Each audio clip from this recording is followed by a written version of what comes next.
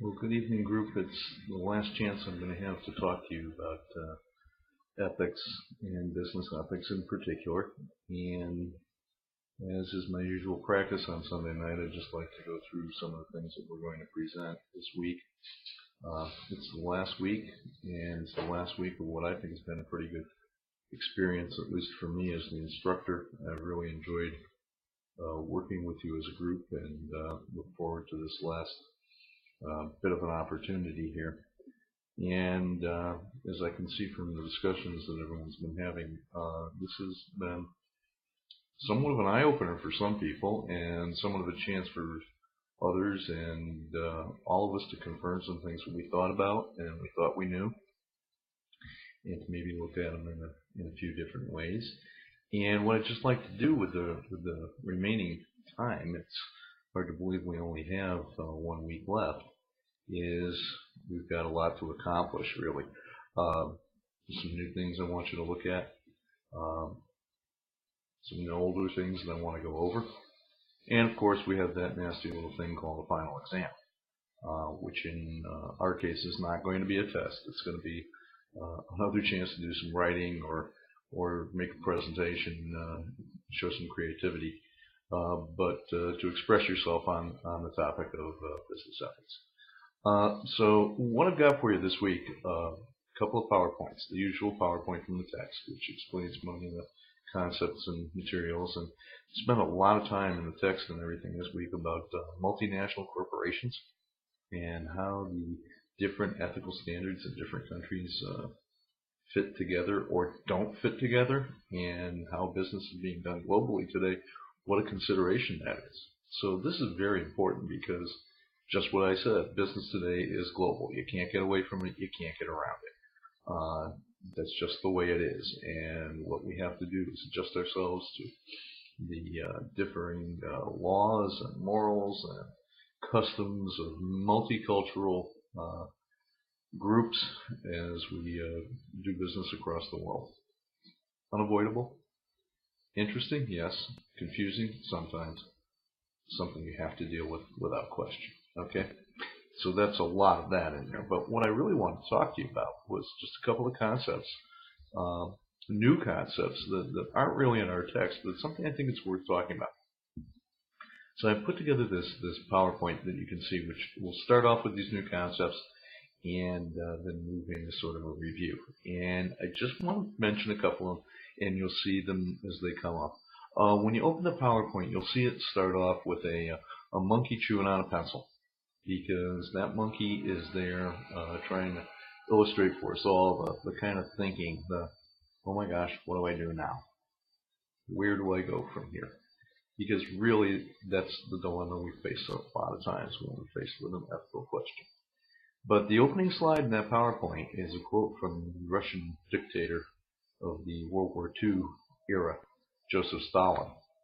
And Stalin was viewed by many as one of history's great villains, one of the more evil characters ever.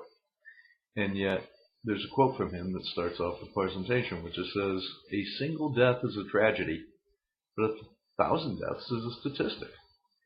And the reason I put that in there is that the way we've started thinking about ethics? Is that the way we look at tough decisions, that if it's personal, if it's something that deals with us directly, we feel very strongly about it? But you know, if it's impersonal and big and a group and a big company thing, well then maybe it's just not that important. The concept we're talking about here is known in some circles as ethical fading. And right after the slide I've got from Joseph Stalin, I have a rather lengthy quote from a letter written by Abraham Lincoln. Now, Abraham Lincoln, we don't look at in the same light as Joseph Stalin, do we? We, at least in this country, think of Lincoln as a great hero and a great ethical figure and a great moral figure and a great moral leader. Yet in this letter, he's defending himself to a New York newspaper editor who was accusing him of not doing enough to free the slaves. And in this letter, Lincoln says, well, hey, look, you know, if I could save the Union by freeing all the slaves, I'd do it. And if I could save the Union by freeing none of them, I'd do it. And if I could save the Union by freeing some and leaving a few others in slavery, I'd do it. Well, is this ethical fading? Is this relativism? Is this just getting the job done? Or was Lincoln taking another angle and saying, my higher purpose here is saving the Union? It's a very interesting contrast, or is it even a contrast with Joseph Stalin? So that's something I think we want to look at.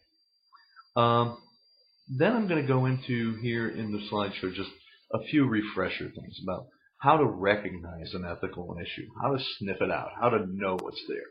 We have some questions here. What we basically do is go through what we talked about was those Nash's 12 questions.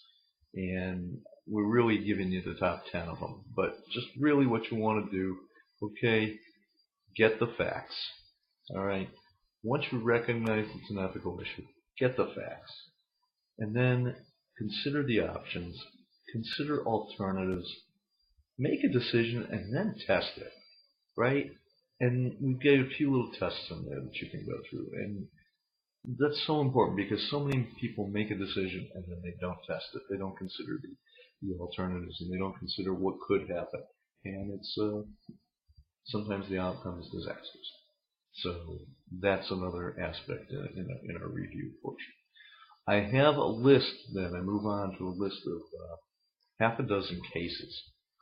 And these are cases that are found in either your Weiss textbook or the small case book that you have obtained. And they are the Tylenol case, the Ford Pinto case, one that's not in your textbook, but it seems everybody knows about because it was so recent in all of the newspapers, the Penn State case. Then, of course, the Enron scandal, which you wrote about and talked about. Martha Stewart, her case. And the very recent case, which is not any good of the text, Bernie Madoff. Why did I list these?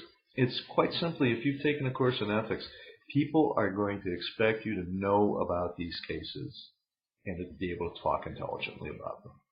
Because they are kind of the shining examples. I know that's a bad analogy, but they're the glaring examples of ethics gone wrong.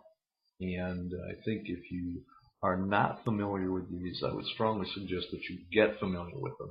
Because again, if you are an educated person, and you've got a good business education, people are going to expect you to know these and be able to talk intelligently about them. And that's important for you to do. Then what I have for you is just a very little quiz. I said there were no quizzes. No, this is not a real quiz, but it's a little dilemma. We had the thing about the kids on the railroad tracks. Well, this is a question, and it just simply asks you, if we were going to elect a leader of the world, let me describe 3 candidates to you and ask you which one you would choose. And after you read their qualifications, make your choice and then scroll to the next slide. And I think you'd be surprised. And my whole point is that things are not always what they seem to be. You often need to do a little bit more digging before you can make the right choice, the ethical choice, the proper choice. Then I move on to some symptoms of ethical failure. Just look for these things going on in your organizations. Things we call ethical blindness. Not seeing the problem, not sticking the head in the sand. Muteness. Yeah, I see it, but I don't say anything about it. How about incoherence? I'm just not going to make sense of it. It's nothing we seem to understand. So let's ignore it, right? Paralysis. Oh my God, we have to make a decision. Oh my heavens, we have to make a decision. You've seen that happen. I don't want to make a decision. Why? Because choices are tough. Hypocrisy. Don't do as I do, do as I say. But I'll go ahead doing as I do anyway, right? And then we talk about schizophrenia. One set of behaviors for one side of the organization, one set of behaviors for the other. One set of behaviors in this situation, one set of behaviors in another.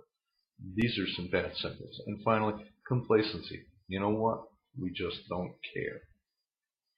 None of these are good signs, but if you see any of these things going on in any organization, I think you should be wary of them and look at it as a sign of ethical failure. I have some slides put together on something I've emphasized throughout the whole course: corporate culture.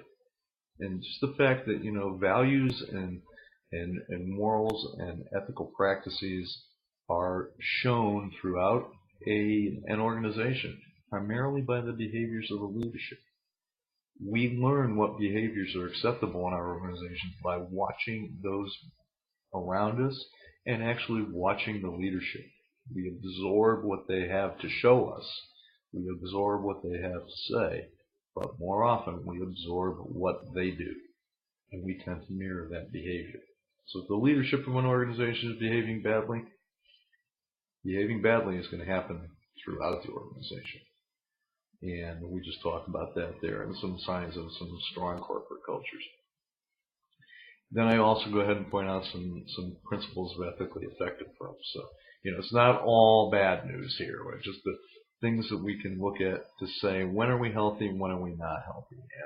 And just is there an ethical readiness? Well, I got a checklist for you to see if you are ready to be ethical in your business decisions. So it's a long thing. And then finally, just one little saying that I want people to remember, because it has to do with our decision-making processes and the way we approach things. But ethics is often we talk about doing right things, but there's also sometimes we can get in trouble by doing things maybe that we weren't equipped to do and causing more problems than we thought. And think back to our train track example in the midterm. Well, this little saying I put up there is just something I want you to remember as you consider all these previous points. And that is, just because you ought to do something doesn't mean you can't. And just because you can do something doesn't mean you ought to. And that's something to keep in the back of your mind. So that's the review of the ethics situation. I have I'm going to lay out a little operation for you to go through to demonstrate your mastery of the course and of the materials. It's not a test, as I said, as usual. It's an exercise. And I think we can all appreciate that we need to allow ourselves to express not only our knowledge of some facts, but our interpretation of those facts, and maybe to use some creativity and some presentation skill in doing so. So that's the way we're going to take it on this week. It has been a fun experience working with you.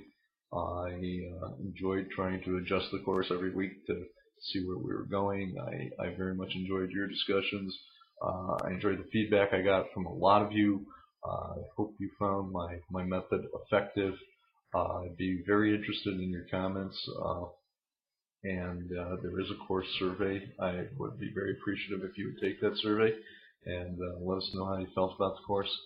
We're always looking to make improvements and to do things better. And I just want to reiterate that it's been a real pleasure working with everybody.